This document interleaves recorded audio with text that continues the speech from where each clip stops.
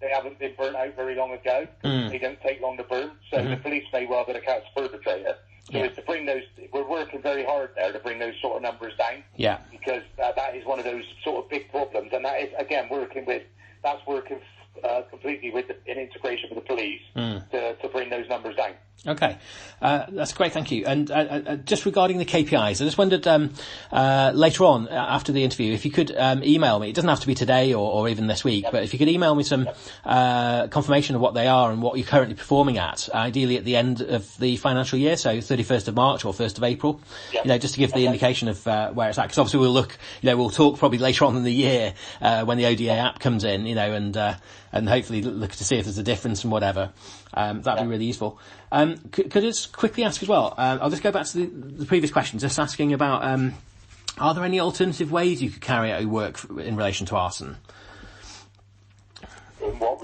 I suppose just to ask really, are there any alternative ways you could carry out your work? Any ways you think could be better or different? We've got something called the Community Resilience Team. Yeah. Which is via the local resilience forum, and they're volunteers. And one of the things they're doing is specifically walking around, we're getting them in conjunction with the police as well, to walk around the areas in certain parts of Bristol where we know that motorbikes, etc., are being dumped. To try and find them and get them removed before they get the chance to come back and torture them on the night. Okay. So that sort of thing, that's whether that's the type of thing that you you're approaching things in different ways.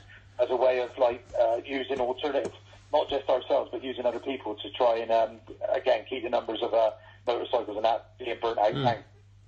Yeah, no, that's great. Thank you. That's fine. I've asked about who's involved in the analysis of data, obviously. So you're saying there's a performance. Not a performance. Yeah, that's fine. And then is that team, has that team been developing or has it been shrinking at all? Has it been shrinking? Okay. So just tell me a little bit about that over time. It's quite a mature team now. It's been there. They've been doing a lot of this work for quite a long time now. I would say 10, 15 years, I suppose, at least. And we're now down to just, before now there's been perhaps 6 or 7 of them. They're probably down to about 2 or 3 now. Really? Okay, yes. Yeah, so it has very much shrunk down. Yeah, okay. Just going back to the sort of motive of the activity you work on. So what, again, I think you said this before, but what's the desired expected outcome of your work on arson?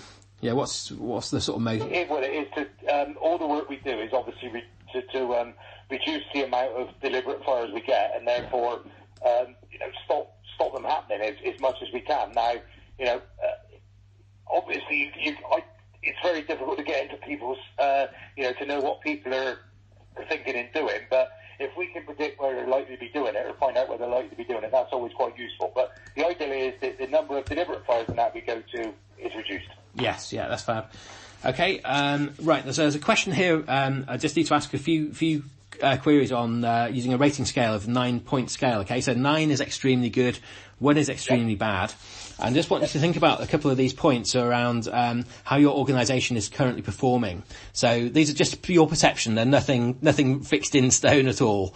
But I just wondered if you could tell, how would you rate your current costs associated with your work on arson? Thinking about things like value for money of the service, that sort of thing. Would 9 being extremely good, 1 being extremely bad? How do you think you're currently performing as an organisation for current costs? That value for money aspect. I think from a value for money point of view, I think we're around about a 6 or a 7. Okay. Yeah. It's what we do does save everybody money. Yes. When it works, Yes. I would say we're performing quite well now. Okay. Yeah. Which would you choose, 6 or a 7? I'll have to pin you down to one, one or the other. There's no right or wrong answer, mind you, though. Let's say 6. Yeah. Okay. What about current speed of delivering tasks as well associated with your work on arson? So think of that operational delivery. What about the current speed? How do you think you're currently performing on that? Yeah, we're once we're doing it, once we pick these trends up and that, I think we're quite good. So I would say a 7. Yeah. Okay. What about current dependability of your work on arson? So, ensuring that there isn't any errors or things like that. Providing a dependable service, consistent service. How do you? Yep, again, a 7. Yeah. What about the current overall level of quality of outcomes as well? So I suppose in terms of what you can influence, if that makes sense, in the actual work you're delivering operationally, how would you rate your organisation's performance for overall level of quality? I think we I think once we're onto something, we do see it through. So I would again say as Evan. Yeah. Okay. What about quality of information used as well in your current work? So I suppose bearing in mind the technology side of things as well. Yeah. How would you rate that quality of information used in your work? Okay. Yeah. So potential for some room for improvement, perhaps. Yeah. Yeah. Okay. Yeah. What about current ability to respond quickly to changes to fulfil your objectives? So that ability as an organisation to respond quickly to change. How do you rate that currently? 6. 6. Yeah. Okay.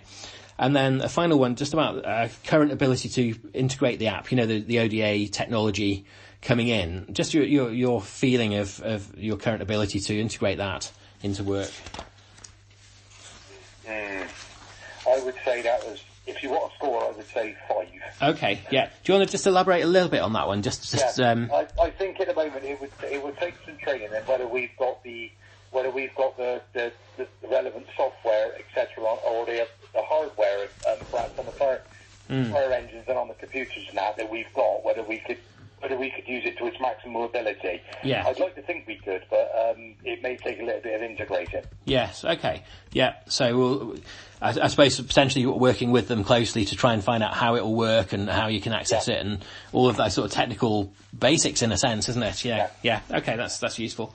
Okay, I'll move on to the next section. I'll speed through these if that's okay. So this is looking about tools and resources, and I suppose in terms of technology and other sources of tools that you have to do your job. So in order to conduct your work on arson, what would you say are the existing tools and how are they used? So I suppose you have mentioned about the performance team, and the sort of technology they have, and the performance team flags up where perhaps the problems are, or the local crews themselves will flag up the problems. So once we know once we know where the issues are, we've got the tools are basically just our knowledge and experience. Yes. So that flags up, and then it's the if you like, it's the human side of it that we can then go out and give the advice. We've got lots of leaflets and documents, etc. Okay. Yeah. Arson reduction, and just for people to keep themselves safe, and that's in various languages. So once we know where we're going and what we're trying to do, once it's been flagged up to us more, I would suggest, rather than we know what we're doing. Once it's been flagged up to us, we can do quite well there with the tools and that we got. Okay, yeah, that's great. And what would you say are the most important tools that you have out of all the resources that you have? I think it's our brand and our knowledge and experience. Okay, so literally the experience from individuals. Yeah, I think it's the people themselves. The very fact that we can look at things. We've got the, if you like, the experience and the knowledge to sort of say that actually you need to think about this or you need to do this. Okay. Or it'd be a good idea to do this. Yes. It's all about persuasion. Yeah. And just as a quick diversion, just to ask about the ODA sort of information technology coming in, how do you perceive that that's going to improve things, or do you see that it will improve things?